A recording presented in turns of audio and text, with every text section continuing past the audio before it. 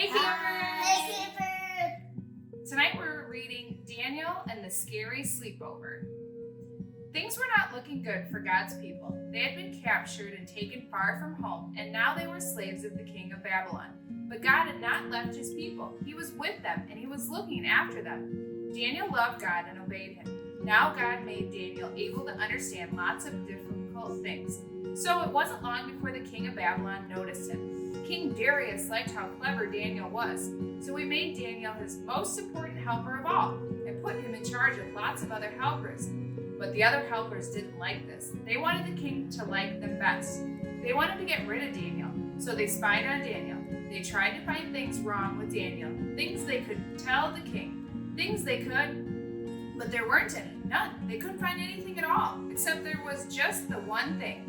Every day, 3 times a day, without fail, no matter what, Daniel went to his room, closed the door, and prayed. They smiled to themselves. Let's get the king to make a law. No one is allowed to pray to anyone except to the king. Daniel won't obey the law, and he will be punished. They were pleased with themselves for being so clever and hurried off to tell the king. The king liked their idea. He didn't know they were tricking him, so he made it into a law.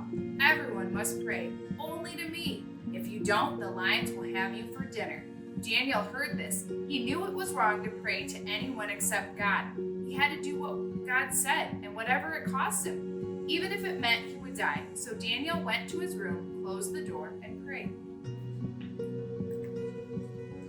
That's just what the bad men knew Daniel would do. They skipped straight off to tell the king, "Oh, your most glittering highness, your law says the law says, does it not, that everyone must pray to you alone, sire?" "Yes," said the king. "Oh, brightness, then correct us if you are wrong, but it would seem that Daniel is praying to God, not to you." The king was sad.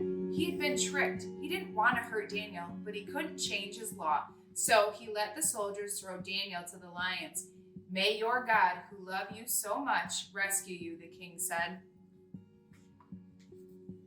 The king went back to his palace, but he didn't sleep that night, not a wink. He tossed and turned until finally, at the first glimmer of dawn, he leaped out of bed and ran straight to the den. "Daniel," he cried, "has your God rescued you?"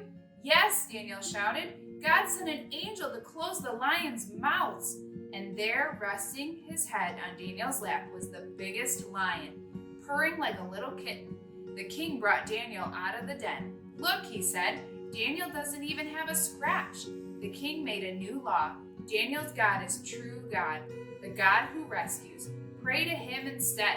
God would keep on rescuing his people, and the time was coming when God would send another brave hero, like Daniel, who would love God and do what God said, whatever it cost him, even if it meant he would die.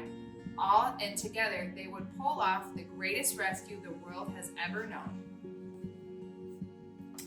Owen, would you like to pray tonight? Close this in prayer. Okay, really loud. Lord Jesus, thank you for this day that you gave us. Thank you for this camp. Thank you for letting us have this wonderful day. Thank you, and we just love you. Amen. Amen. Bye.